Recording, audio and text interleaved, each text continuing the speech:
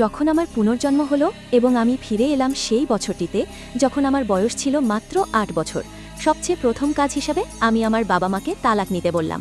আমি আমার ধনী মাকে ছেড়ে গরিব বাবার সঙ্গেই থাকার সিদ্ধান্ত নিলাম, কারণ আগের জীবনে যখন আমার বাবা মায়ের তালাক হয়েছিল তখন আমি খুবই ছোট ছিলাম। মায়ের প্ররোচনায় পড়ে আমি তাকেই বেছে নিয়েছিলাম, এই ভেবে যে আমার জীবন ভালো হবে। কিন্তু বড় হয়ে দুর্ভাগ্যবশত আমি এক গুরুতর রোগে আক্রান্ত হই। আমার মা ও সৎ বাবা আমার চিকিৎসার জন্য টাকা খরচ করতে অস্বীকার করে। তারা জোর করে আমার কাছ থেকে সম্পত্তি হস্তান্তরের চুক্তিপত্রেও সই করিয়ে নেয়। শেষ পর্যন্ত তারা আমার অক্সিজেন টিউব খুলে দেয়। মরে যাওয়ার পরেই আমি জানতে পারি আমার বাবা নীরবে আমার পড়াশোনার সমস্ত খরচ বহন করে যাচ্ছিলেন। অপরিসীম অনুশোচনায় ভরে আমার মৃত্যু হয়। হয়তো ঈশ্বর আমার প্রতি দয়া করেছিলেন, তাই আমাকে আবার সেই বছরটিতেই পাঠিয়ে দিলেন যখন আমার বাবা মায়ের তালাক হয়েছিল। এইবার আমি নিজের ভাগ্য বদলানোর শপথ নিলাম, তাই আমি সঙ্গে সঙ্গে বাবাকে বললাম মায়ের সঙ্গে তালাক নিতে। এরপর মাকে বাড়ি থেকে বের করে দিলাম। যখন বললাম যে আমি আমার টিউশনের ফি শেয়ার মার্কেটে বিনিয়োগ করেছি, তারা ভীষণ রেগে গেল।